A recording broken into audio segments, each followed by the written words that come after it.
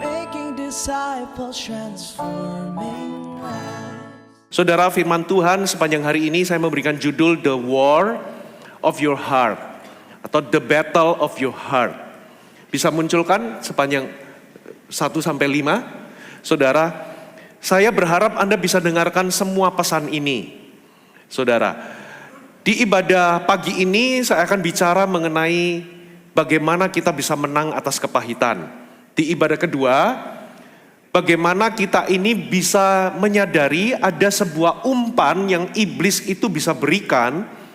Dan umpan itu terlihat benar, terlihat menarik, terlihat memberikan keadilan.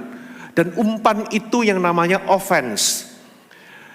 Offense kalau dalam bahasa Indonesia itu namanya sebuah perasaan tersinggung atau kecewa.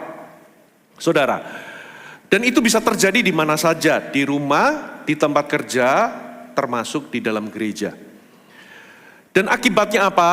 Banyak orang itu meninggalkan panggilan mereka, meninggalkan hubungan mereka di dalam pernikahan, di dalam keluarga, meninggalkan komunitas, karena ada umpan yang diberikan namanya tersinggung.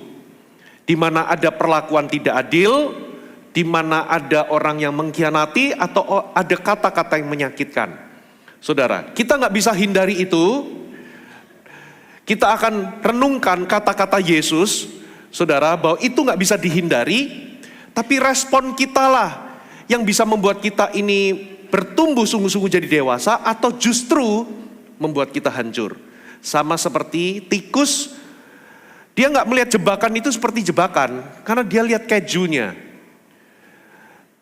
Nah, yang menghancurkan itu bukan jebakannya, bukan pula umpannya, tapi yang menghancurkan itu adalah keputusan tikus itu untuk mengambil umpan tersebut. Nah, saudara, khususnya di dalam dunia pelayanan, Anda perlu mendengar ini. Jadi Anda harus datang di ibadah kedua. Di ibadah ketiga, saya khusus bicara mengenai entitlement. Saya memberikan judul, When Entitlement Blinds Your Heart, dari perumpamaan Yesus tentang pekerja. Ada yang datang, yang dipanggil pagi-pagi, ada yang jam 9, ada yang jam 12, jam 3, lalu terakhir itu jam 5 sore. Lalu jam 6, Tuhan itu ngomong sama mandornya, kasih upah mereka. Yang diupah pertama itu yang jam 5, dikasih upah sama. Nah, sangkanya yang bekerja lebih pagi dapat lebih, ternyata dapat sama. Mereka protes. Kenapa mereka protes? Bukan karena Tuhan itu gak adil, tapi mereka merasa diperlakukan gak adil karena mereka entitled, mereka itu bekerja lebih lama, mereka bekerja lebih keras. Kok aku diupah segini? Bukan karena Tuhan yang gak adil, saya akan ngomong itu, saudara. Kalau Anda mengerti hal ini, Anda akan terjaga supaya hati Anda gak gampang kecewa.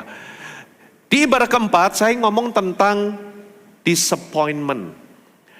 Belajar dari Yusuf, ada 5 disappointment yang manusia, saudara, yang kita ini seringkali alami di dalam interaksi kita dengan sesama.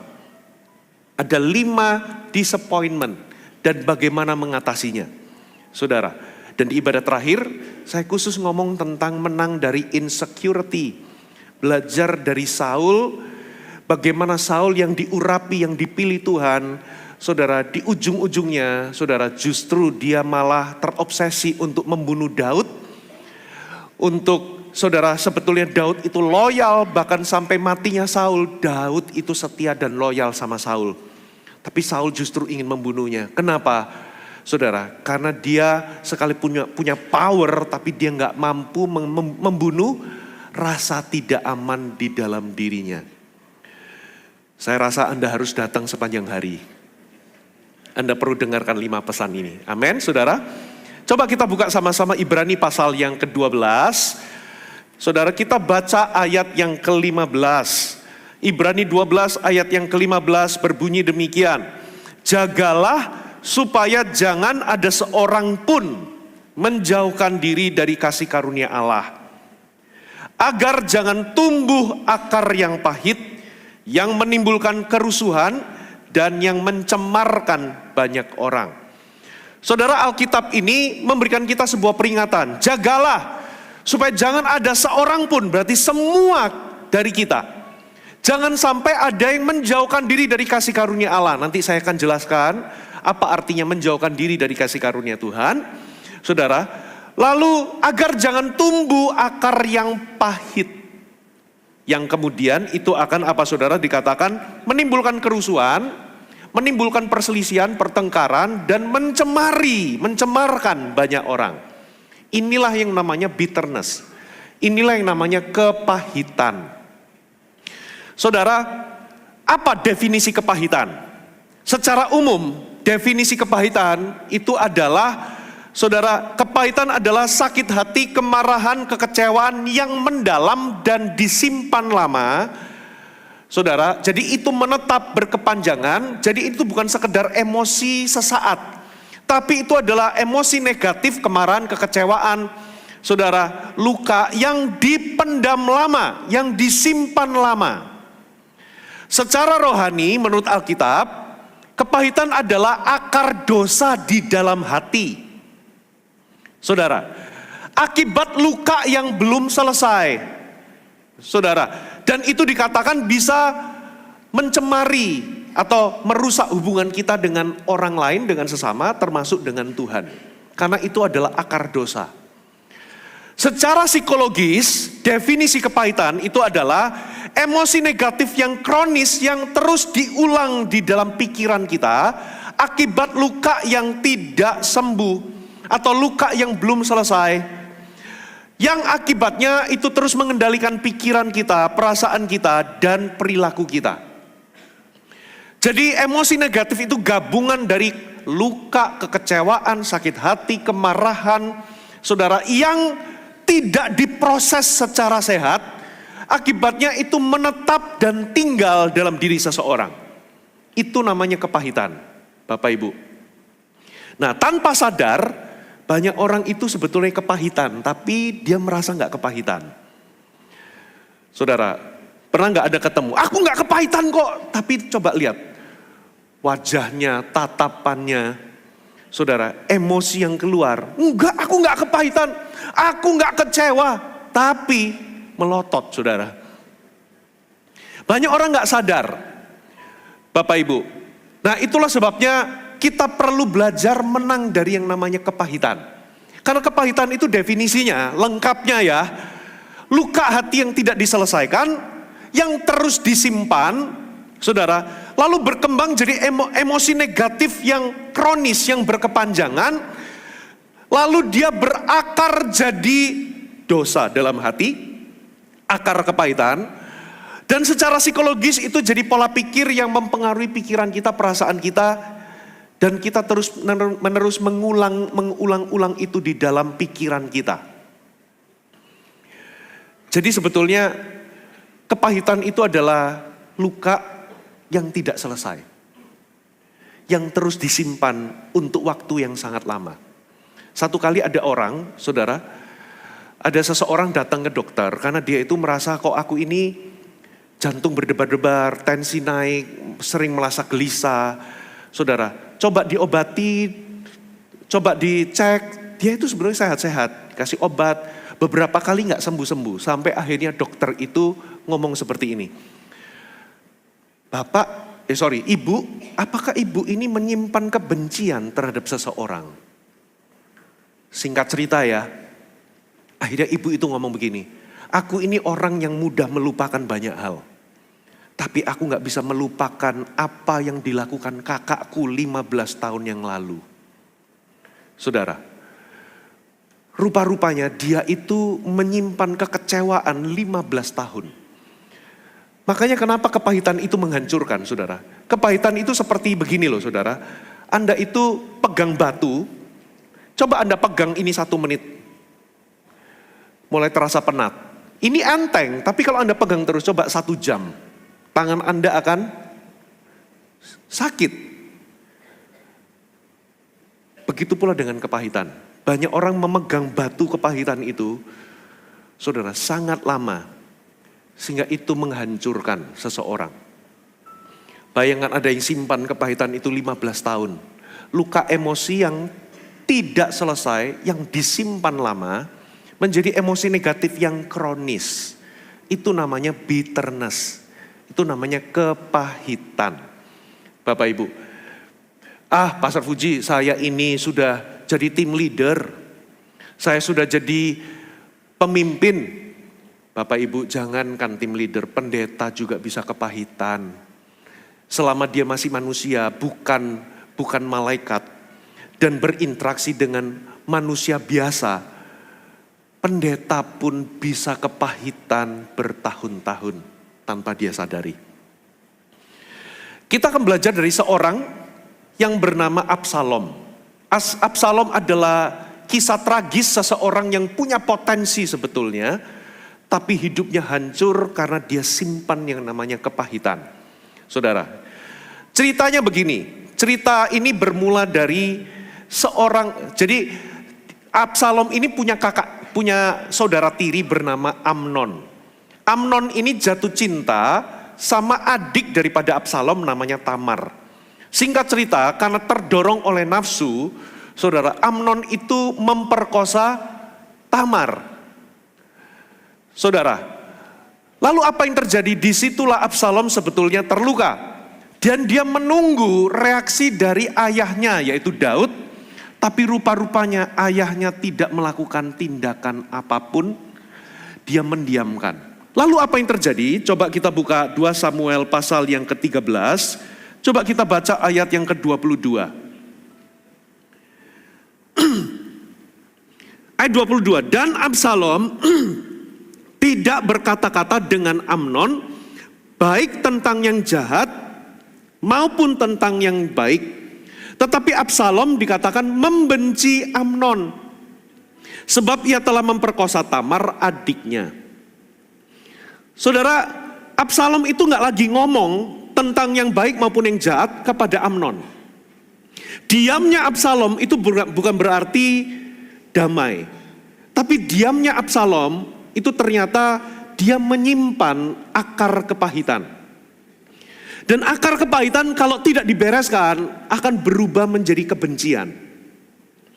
Apa bedanya? Saudara, kalau Anda terluka, aduh aku terluka, aku sakit hati. Gitu ya. Tapi kalau kepahitan, luka sakit hati itu disimpan lama dan tidak beres. Tapi kalau sudah berubah menjadi kebencian, kebencian itu berarti aku harus membalas. Aku harus balas dendam.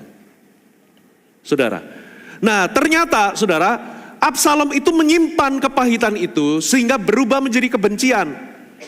Saudara, singkat cerita kalau Anda baca di ayat-ayat berikutnya, saya nggak punya waktu untuk membacanya, saudara. Tapi Anda percaya sama saya, dia akhirnya mau bikin pesta. Saudara, diundanglah Daud dan saudara-saudaranya.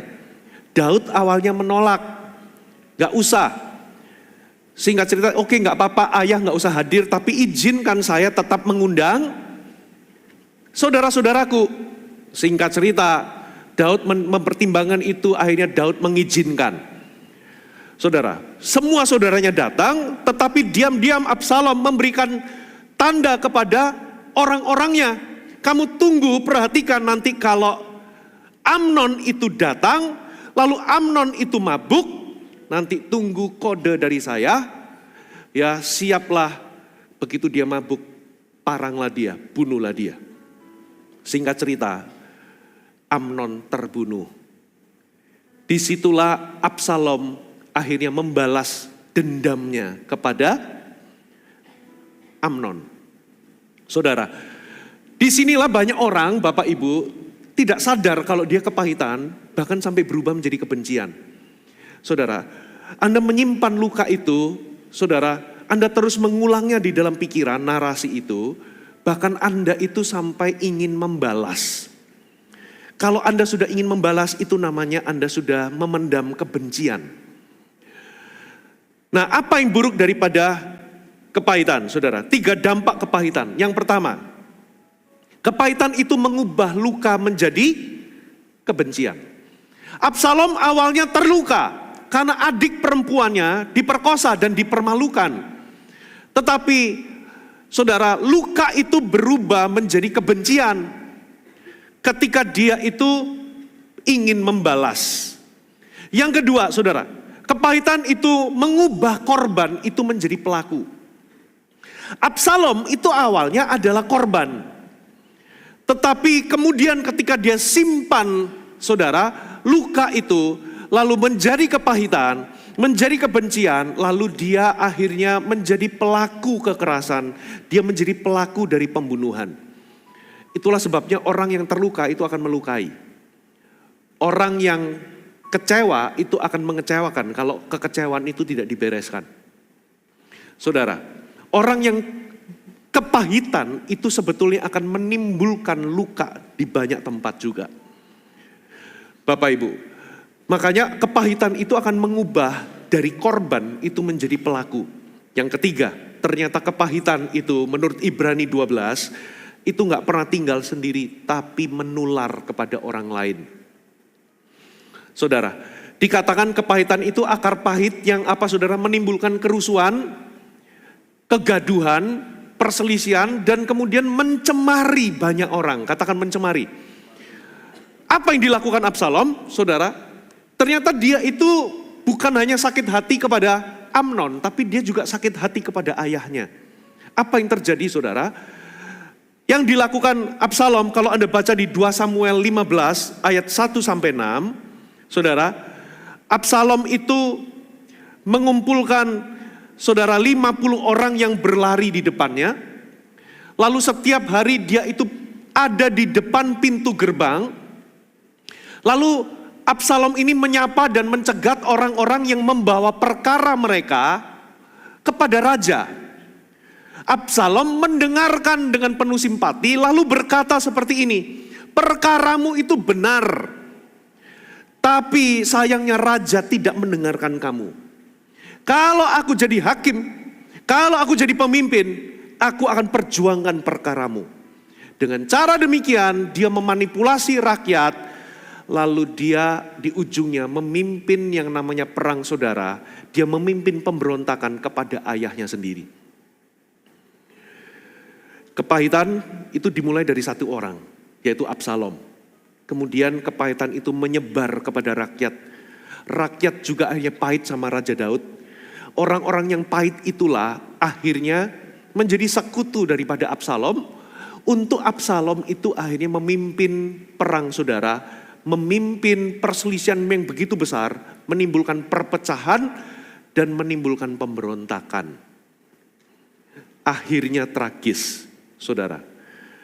Ketika Absalom pergi menyelamatkan diri, dia seseorang yang gagah, ganteng sekali, rambutnya panjang. Saudara, ternyata dia tergantung di atas pohon. Saudara, Absalom mati mengenaskan seorang anak raja yang sangat berpotensi. Bapak Ibu, itu bisa terjadi kepada kita, siapapun kita. Makanya Alkitab ngomong jangan seorang pun, berarti itu semua, ini berlaku semuanya. Jangan seorang pun menjauh dari kasih karunia Allah agar jangan tumbuh akar yang pahit. Berarti kita semua punya potensi kepahitan.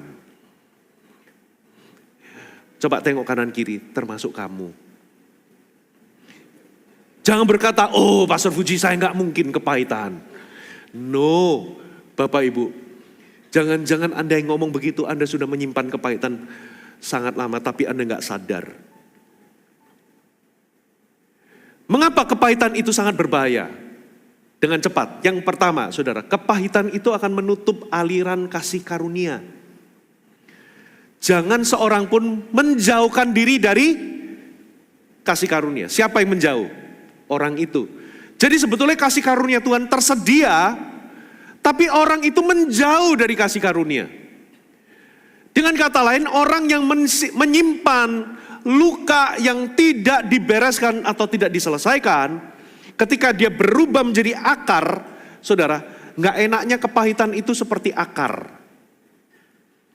Makanya kalau dia itu masih bentuknya kecambah, segera dicabut, segera selesaikan. Kalau dia sudah jadi pohon, saudara, dia berakar, saudara, itu lebih sulit, tapi masih bisa. Amin, saudara. Nah, masalahnya itu kalau berakar, Masalahnya gini, begitu akarnya dicabut, masalah selesai. Saudara, akar itu gak kelihatan, tapi diam-diam dia akan bercokol. Makanya harus segera kita ini harus selalu menilik hati kita. Cabut, nanti saya akan ajarkan bagaimana saudara membereskannya. Nah, akibatnya apa? Kalau itu sudah berakar, saudara akan memandang kehidupan itu bukan lagi dengan kasih karunia. Saudara akan memandang dengan sebuah lensa, namanya lensa kepahitan. Saudara, Anda akan memandang, menafsirkan perilaku orang, perkataan orang, menafsirkan kehidupan. Bahkan Anda akan mempertanyakan, menafsirkan Tuhan dengan pertanyaan, mengapa Tuhan mengizinkan ini terjadi? Mengapa Tuhan tidak adil? Makanya orang yang menyimpan kepahitan, dia sedang menjauh dari kasih karunia Allah. Saudara, dia akan mempertanyakan segala sesuatu. Saudara, ujung-ujungnya dia akan jadi orang yang sinis, tahu sinis. Kalau dia wanita yang kepahitan sama laki-laki, dia akan berkata, semua laki-laki sami mawon. Kalau dia laki-laki yang pernah dikecewakan, terluka oleh wanita, semua wanita sama saja. Yang satu semua laki sama saja, brengsek semuanya. Yang wanita, yang laki-laki, semua perempuan sama saja. Apa kalau sebutannya buat perempuan? Materialistis misalnya. Terus apa lagi? Kalau dia di gereja, semua gereja sama saja. Kalau kebetulan dia kecewanya saya pendeta, semua pendeta sama saja. Nggak ada yang benar, gereja nggak ada yang benar. Ya, pendeta semua mata duitan. Semua pendeta makan uang perpuluhan. Saudara, dia akan negatif. Semua orang Kristen sama saja. Dia akan sinis terhadap segala sesuatu. Saya mau tanya, apakah Anda mau jadi orang seperti ini? Saudara, orang seperti ini jauh dari kasih karunia.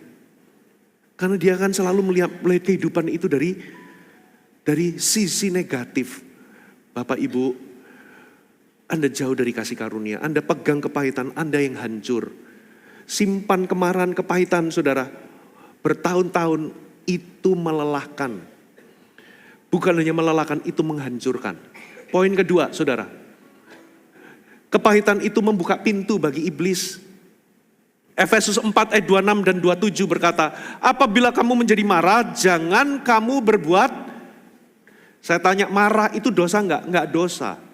Tapi marah itu bisa menjadi dosa ketika Anda simpan, lalu matahari terbenam, dan akibatnya apa? Ayat 27 dikatakan begini, janganlah beri kesempatan kepada, saya baca lengkapnya, apabila kamu menjadi marah, jangan kamu berbuat dosa, jangan matahari terbenam sebelum padam amarahmu, dan jangan beri kesempatan kepada, beri kesempatan itu, jangan membuka celah, jangan membuka pintu, jangan memberikan iblis itu footstool, pijakan yang sah. Makanya ketika Anda simpan kepahitan dengan sebuah sikap tidak mengampuni, tidak menyelesaikan itu, saudara, itu berubah menjadi kebencian dan itu akan menjadi dosa. Begitu itu menjadi akar dosa, saudara, pikiran Anda itu ingin membalas, penuh dengan kebencian, terbuka pintu kepada si jahat.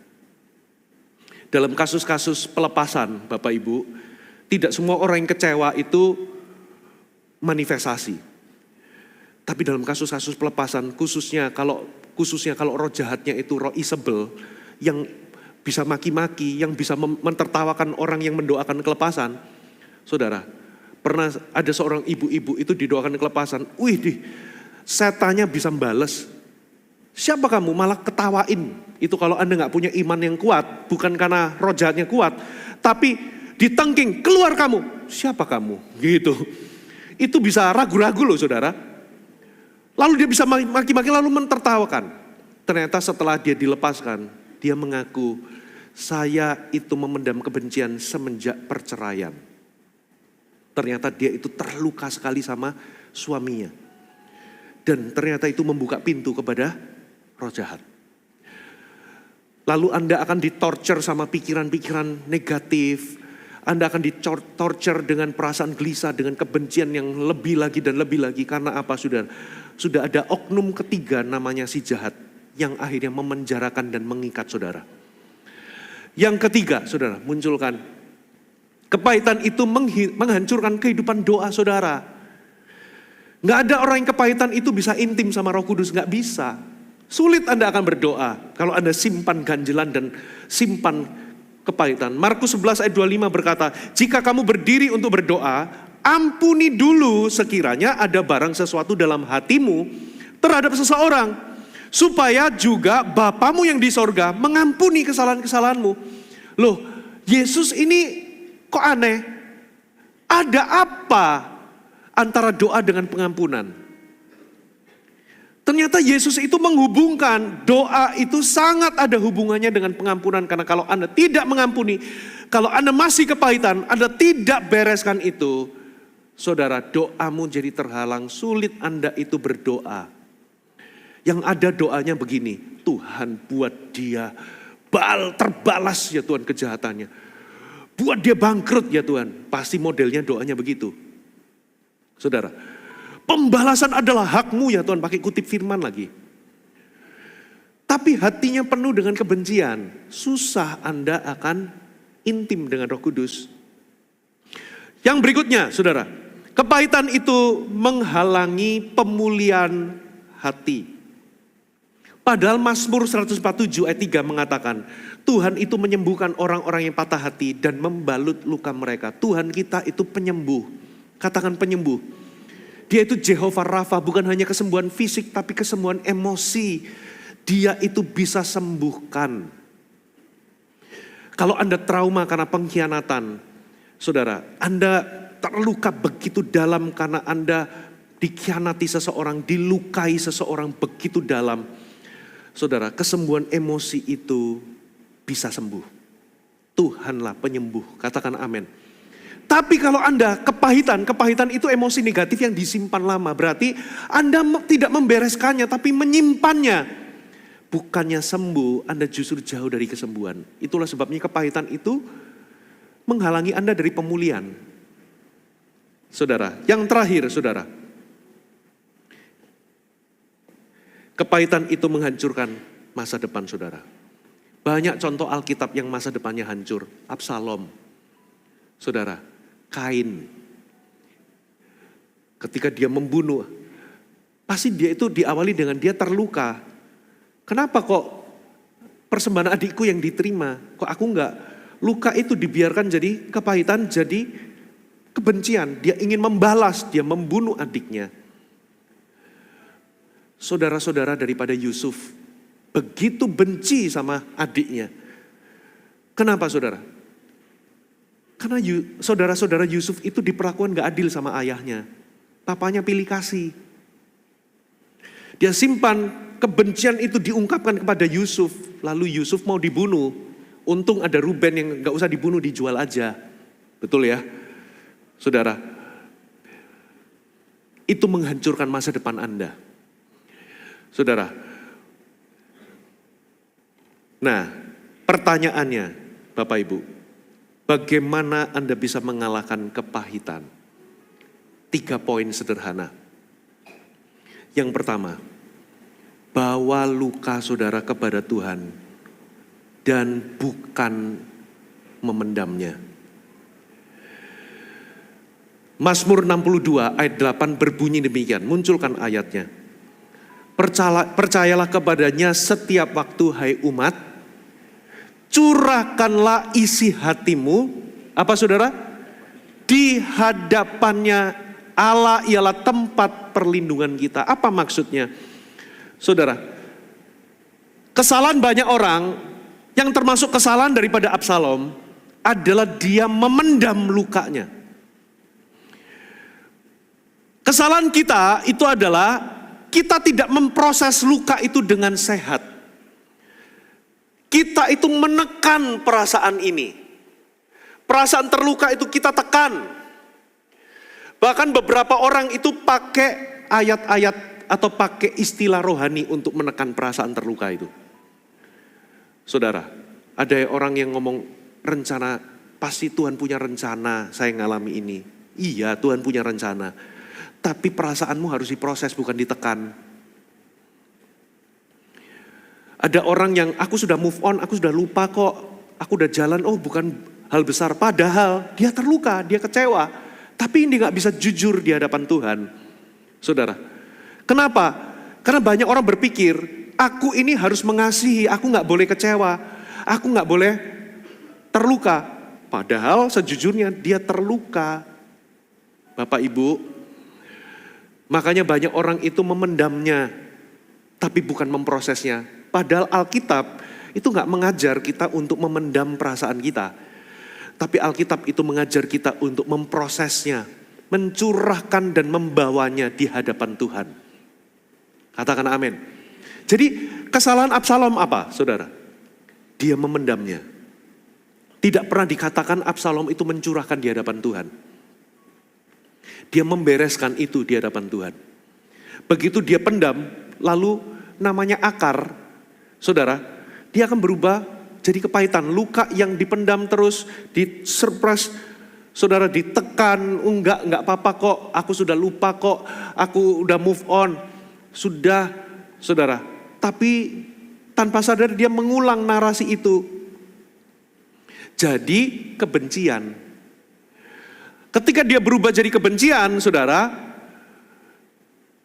akibatnya apa, saudara? Dia akhirnya, kebencian itu akhirnya menjadi identitasnya. Itu mengubah karakter. Dia memanipulasi rakyat.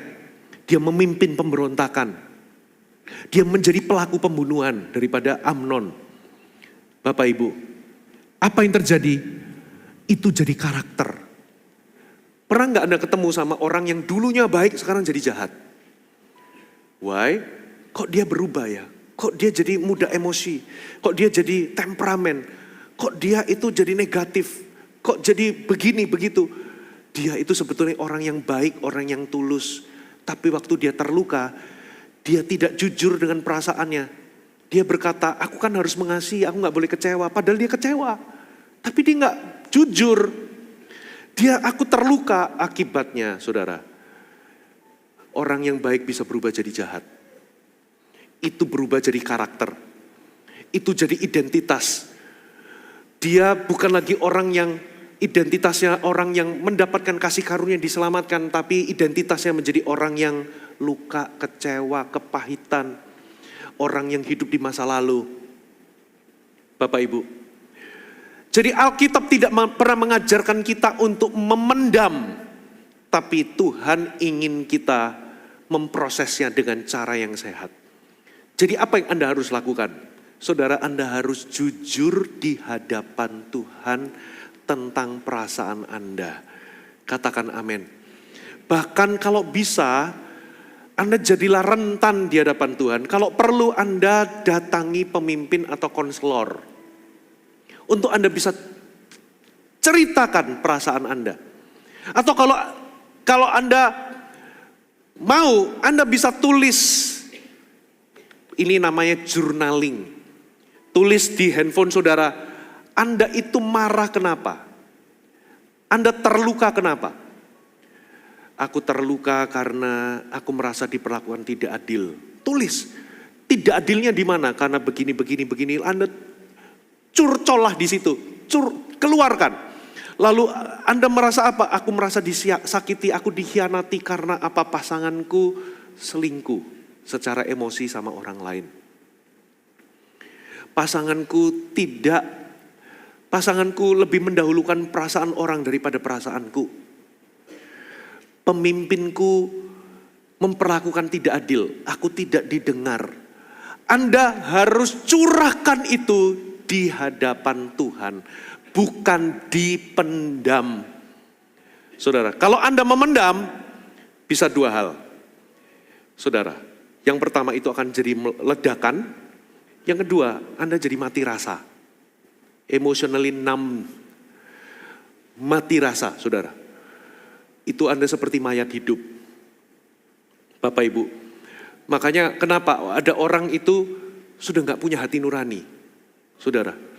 Bunuh orang itu kayak udah gak ada emosi. Itu perasaannya mati. Kenapa saudara?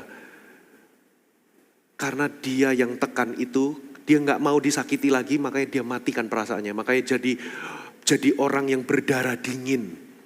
Gak ada emosinya. Nyakiti orang itu udah gak ada perasaan. Gak bisa punya empati. Saudara mau jadi orang seperti itu?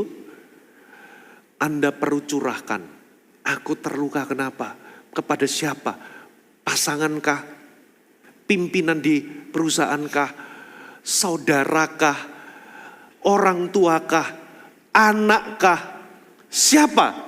Pemimpin rohanikah? Anda harus journaling. Anda harus jujur di hadapan Tuhan. Ya, aku kecewa. Menjadi vulnerable itu kadang lebih sulit. Lebih gampang ngomong, aku marah, lalu Anda meledakkan kemarahan, ketimbang, iya, aku sakit hati, aku terluka karena aku diperlakukan gak adil. Aku tidak didengar, tidak dipahami, aku disalahpahami. Apa? Tuliskan semua perasaan saudara. Curahkan itu di hadapan Tuhan. Itu namanya Anda memproses luka itu dan membawa luka itu di hadapan Tuhan. Nah, kesalahan daripada Absalom, dia pendam, kemudian apa saudara? Dia cari keadilan, dia bukan menyerahkan keadilan di tangan Tuhan, tapi dia cari keadilan sendiri. Dia jadi pelaku pembunuhan, jadi karakter. Makanya saudara, kepahitan itu bisa mengubah karakter orang. Yang dulunya lemah lembut bisa jadi kasar. Yang dulunya itu sabar bisa jadi temperamental. Yang dulunya itu saudara orangnya baik sekarang bisa jadi jahat. Yang dulunya penuh empati sekarang seperti pembunuh berdarah dingin. Gak ada empatinya sama sekali. Saudara, Anda perlu proses bawa luka di hadapan Tuhan. Amin saudara. Yang kedua, apa yang perlu Anda lakukan? Munculkan. Saudara harus memutuskan untuk mengampuni. Sudah gak ada lain. Sebelum kepahitan itu berakar makin dalam. Ingat kepahitan ini seperti akar. Gak kelihatan. Diam-diam dia tumbuh makin dalam. Saudara. Lalu apa saudara? Anda akan tertorture dengan itu. Bapak Ibu, bagaimana? Gini. Kenapa sih mengampuni itu jadi solusi? Mengapa? Karena pengampunan itu bukan tentang orang lain sebetulnya. Pengampunan itu seperti penjara, kepahitan itu seperti penjara. Itu seperti terikat. Bayangkan, kejadiannya sudah 15 tahun yang lalu. Tapi Anda masih terikat sama kejadian itu. Terus terulang di dalam pikiran saudara. Bayangkan, Anda makan masih ingat itu. Bagaimana cara bisa tahu seseorang sudah sembuh atau belum? Orang yang sudah sembuh ketika ingat peristiwanya, dia nggak lagi terluka. Tapi kalau orang belum sembuh, kalau masih ingat perkara itu, emosinya masih muncul. Emosi negatifnya muncul, kemarahan. Saudara, kekecewaan, luka itu masih muncul. Saudara, bayangkan Anda terpenjara selama 15 tahun, 5 tahun, 10 tahun, 15 tahun, masih ingat peristiwa itu dan masih enggak rela. Tidur masih teringat-ingat. Bapak Ibu, ciri kedua adalah saudara masih terus membicarakan kesalahan orang itu. Terus Anda masih membicarakan. Mengulang-ulang terus. Dan kadang membicarakannya itu penuh dengan api, penuh dengan semangat. Kalau orang sudah sembuh, dia nggak lagi membicarakan keburukan dan kesalahan orang lain. Nah, banyak orang itu merasa sudah sembuh padahal belum. Dari mana ciri-cirinya? Yang pertama, apa saudara? Kalau masih ingat peristiwanya masih tersengal-sengal. Emosinya masih keluar. Yang kedua, berapi-api menceritakan kesalahan orang itu. Keburukan orang itu. Dan buruknya itu bisa nular. Katakan nular. Pernah nggak Anda dengar orang cerita tentang si A, katakan, si A, cerita begini, lama-lama Anda jadi benci sama si A. Padahal si A lo nggak pernah buat salah sama saudara, nggak pernah berinteraksi sama Anda, tapi Anda jadi ikut benci, dendam, kesumat. Kenapa? Anda ketularan kepahitannya orang. Makanya kalau Anda memang mengasihi orang yang kepahitan itu, jangan cuma mendengarkan, tapi tuntun untuk dia sembuh. Caranya gimana? Yang pertama, suruh dia bawa lukanya di hadapan Tuhan, memproses luka itu dengan cara yang benar. Katakan amin. Tuntun dia untuk mengampuni. Jangan malah dikomporin. Oh iya memang si A itu. Gitu. Saudara, itu kepahitannya tambah dalam, akarnya tambah bercokol, jadi pohon beringin, saudara. Bukan akarnya di bawah, tapi akarnya di daun, saudara. Jangan dikomporin. Anda jadi ketularan kepahitan. Bapak Ibu. Nah, ciri ketiga, kalau orang itu masih kepahitan, saudara, cirinya adalah orang itu, Anda akan senang kalau orang itu mengalami keburukan atau kesulitan.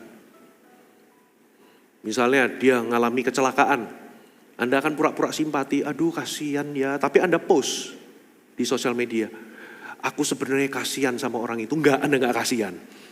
Dalam hati Anda tersenyum, Anda menari-nari, dalam hati Anda puas, kapok kamu, tapi aku kasihan. Anda post di sosial media. Ada, saya pernah ketemu sama orang ini, sebetulnya aku ini kasihan sama orang itu, tapi ya dia itu makan buah dari perbuatannya. Lalu Anda menceritakan kejelekan orang itu, tapi aku kasihan sama orang itu. Sebetulnya Anda gak kasihan, Anda puas. Saudara, itu tanda Anda belum sembuh. Berikutnya adalah Anda menghindari orang itu sepenuhnya. Seperti Absalom, dia gak lagi ngomong sama Amnon. Menghindari dengan kebencian. Pokoknya aku gak mau ketemu, titik. Gak mau ngomong, titik. Saudara, dan Anda masih yang kelima, Anda masih hidup di masa lalu. Anda terikat dengan peristiwa tersebut dan Anda gak bisa let go. Anda berkata Anda sudah move on, sebetulnya itu belum. Narasi itu terus berulang di pikiran Anda.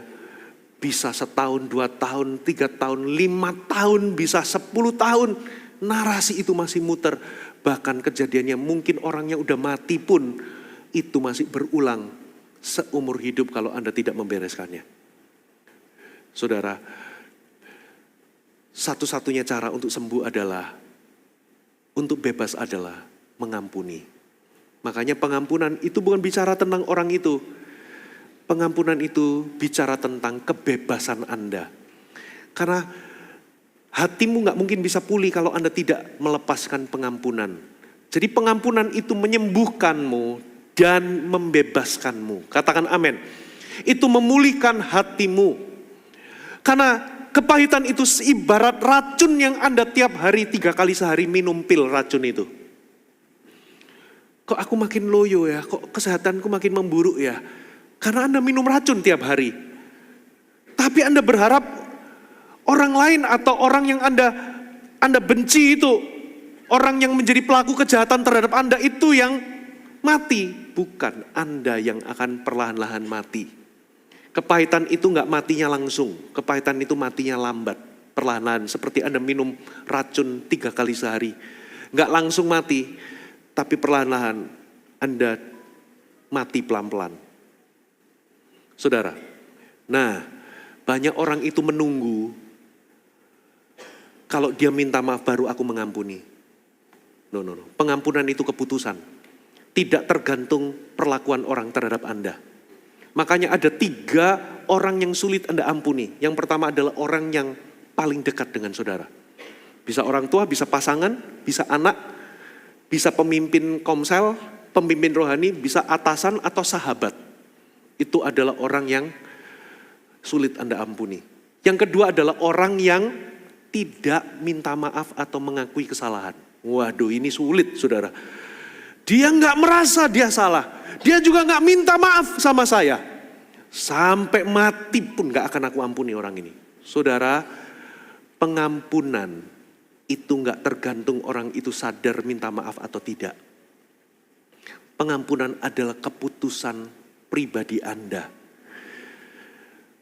Saudara, ada orang yang nunggu, oh aku mau tunggu dia berubah dulu baru aku ampuni. Kalau orangnya nggak berubah, susah saudara. Jangan tunggu orang berubah dulu, jangan tunggu orang mengakui kesalahan dulu. Ampunilah terlebih dahulu. Katakan amin. Saudara, sulit Pastor Puji. Yes, tapi bukan berarti nggak bisa. Amin saudara. Nanti gimana caranya mengampuni? Nanti di poin ketiga. Maksudnya bagaimana supaya Anda bisa melepaskan pengampunan. Orang yang sulit untuk diampuni, yang ketiga adalah orang yang melukai begitu dalam. Sebentar, waktu saya tinggal sedikit. Contoh, pengkhianatan. Saudara, orang yang Anda percaya mengkhianati Anda. Saya ketemu sama seseorang jemaat, dia itu ditipu sama temannya sendiri. Dia ingin bantu temannya, dia mau bangun rumah. Oke, kamu aku pilih kamu ya, karena teman nggak apa-apa lah. Dalam hatinya dia pasti ngecuanin aku, nggak apa-apa lah. Ibarat aku nolongin teman. Ternyata rumahnya harus dirombak ulang begitu jadi. 1 tahun ditinggali harus dirombak ulang. Ternyata bahannya yang harusnya berapa mili, itu dipotong itu bukan 1 tingkat, 3 tingkat. Jadi nggak layak huni saudara. Waduh, dia terluka sekali, merasa aku dikhianati sama teman sendiri. Kenapa saudara? Aku itu nolong kamu, tapi kamu itu makan teman sendiri itu nggak karuan gitu loh. Kamu cari cuan nggak apa-apa, aku merem. Orang itu biasanya dipotong itu 1 tingkat di bawahnya. Ini bahannya dipotong 3 tingkat saudara. Jadi pilarnya itu sebetulnya nggak layak huni. Itu bisa roboh. Dan ini model rumah mewah. Waduh, dia harus suntik lagi, itu keluar miliaran lagi. Dia harus keluar dari rumah itu, sementara rumah itu direnovasi. Biaya lebih besar, tapi lebih perasaan dikhianati. Belum lagi perasaan dikhianati oleh pasangan. Saudara, saya ngomong tentang perselingkuhan sebentar boleh? Ini agak molor sedikit boleh? Boleh ya? Oke, boleh Pastor Sam? Oke, jadi nanti salahkan Pastor Sam aja ya.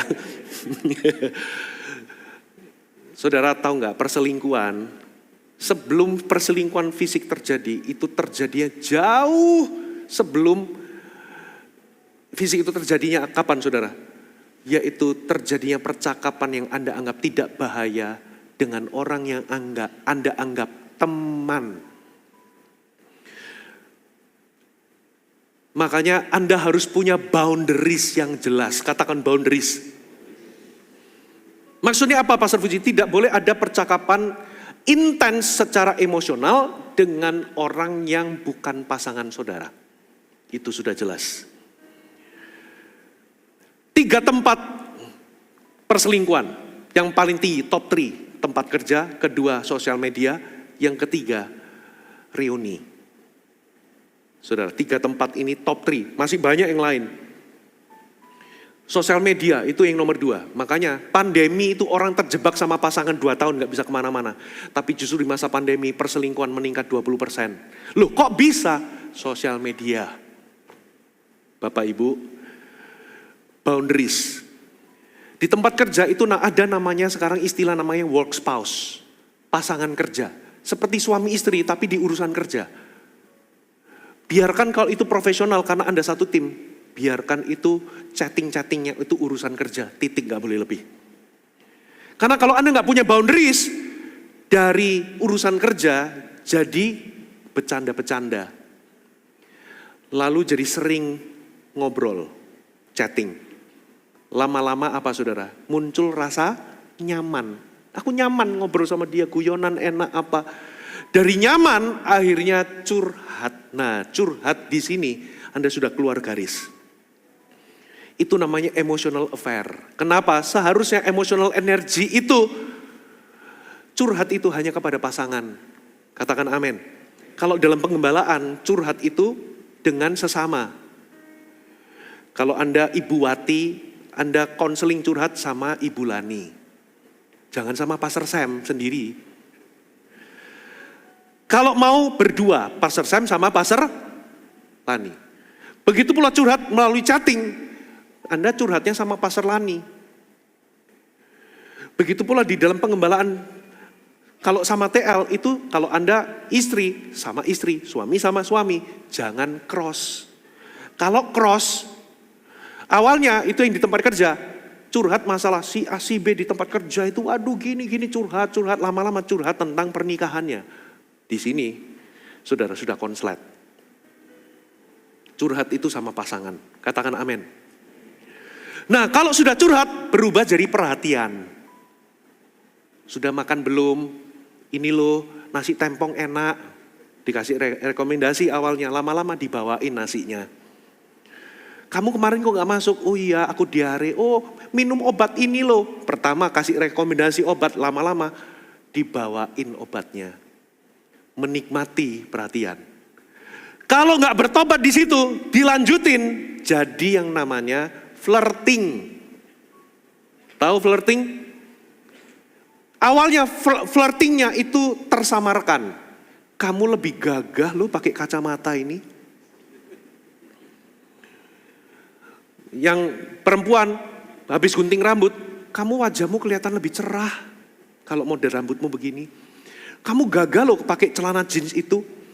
Kamu lebih anggun loh kelihatan pakai baju seperti itu. Lama-lama kamu cantik, kamu ganteng, terselubung. Aku kangen, nah sudah. Begitu lanjut, Anda akan sampai ke micro cheating. Anda mulai menghapus chatting supaya pasangan gak lihat. Karena Anda sadar, hati nuranimu tahu, kalau pasangan itu melihat percakapan Anda, saudara, Anda tahu ini sudah offside. Dan itu melukai begitu dalam, saudara. Makanya orang untuk sembuh dari trauma, saya khotbah, saudara, tentang perselingkuhan itu, saudara. Saya selidiki di dunia luar. Nasihat-nasihat psikologis di dunia luar. Itu kalau pasangan selingkuh, sudah that's it. Walk away.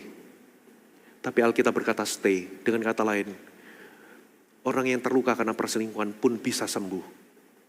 Tapi sembuhnya tergantung. Ada yang cepat 6 bulan, ada yang 2 tahun gak sembuh, bahkan 3 tahun, bahkan lama kalau itu gak diproses. Saudara, bagaimana orang yang terluka itu akan mengalami triggers, trauma, flashback, kejadian-kejadian itu. Memukul dirinya, aku salah apa? Kapan kejadiannya? Dia karena kepercayaan itu dihancurkan. Sekali lagi, saudara, Anda perlu memproses luka itu, bawa di hadapan Tuhan. Yang kedua, lepaskan pengampunan. Saudara, itu cara untuk pulih hati. Sebelum pulihnya hubungan, pertama pulihkan hati dulu. Makanya orang yang terluka begitu dalam, itu lebih sulit. Orang yang paling sulit untuk diampuni adalah ketika orang itu melukai Anda begitu dalam. Kekecewaan yang begitu dalam. Bisa penolakan, pengkhianatan, macam-macam. 3 hal. Tapi kabar baiknya, saudara, satu-satunya jalan adalah lepaskan pengampunan. Yang terakhir, poin yang ketiga, saya tutup dengan ini. Tinggallah di dalam kasih karunia. Maksudnya apa? Orang yang sulit mengampuni sebetulnya dia menjauh dari kasih karunia. Kenapa? Karena orang yang sadar dia dicintai Tuhan dan diampuni Tuhan. Orang yang sadar bahwa dia itu adalah produk kasih karunia. Maksudnya apa? Dia sadar bahwa dulu dia juga punya salah, lalu dia diampuni Tuhan. Betul ya? Dan begitu dia simpan kepahitan, kacamatanya berubah, dia kehilangan pewahyuan akan kasih karunia. Perspektifnya kasih karunia dalam hidupnya berubah. Dia mulai melihat dengan perspektif yang berbeda. Saudara, makanya saudara, dia gak bisa ampuni orang. Tapi orang yang sadar bahwa dulu aku ini juga diberi kesempatan sama Tuhan. Padahal aku punya dosa besar yang tidak terbayarkan. Tapi aku diampuni, aku ini dicintai Tuhan. Aku ini produk kasih karunia. Karena dia sadar bahwa dia juga pernah salah dan diampuni. Dia tinggal dalam kasih karunia itu. Itulah sebabnya dia juga bisa melepaskan pengampunan kepada orang yang bersalah. Makanya Yesus pernah tanya sama Petrus, mengampuni itu berapa kali? Petrus jawab 7 kali 7. Salah. 7 kali 70 maksudnya apa? Tidak terhingga. Lalu Yesus kasih perumpamaan.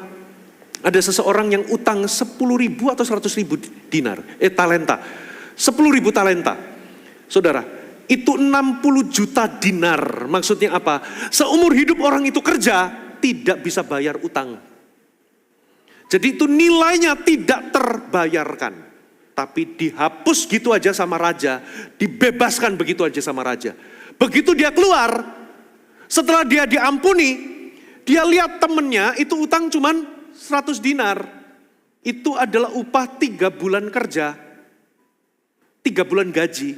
Sebetulnya nilai itu bisa dibayar, tapi dia gak mau lepaskan. Makanya raja itu begitu mendengar, tangkap orang itu, jebloskan ke penjara. Dia gak tahu bahwa dia itu sebetulnya hutang yang tak terbayarkan, tapi aku ampuni. Sementara orang utang sebetulnya nilainya gak seberapa besar, bisa dibayar upah 1 dinar sehari. 1 dinar itu upah sehari, jadi kalau 100 dinar kurang lebih itu adalah upah 3 bulan. Harusnya bisa dibayar tapi kamu gak ampuni. Saudara, bagaimana Anda melepaskan orang-orang yang paling sulit diampuni? Sadari bahwa Anda itu produk kasih karunia. Anda dicintai Tuhan.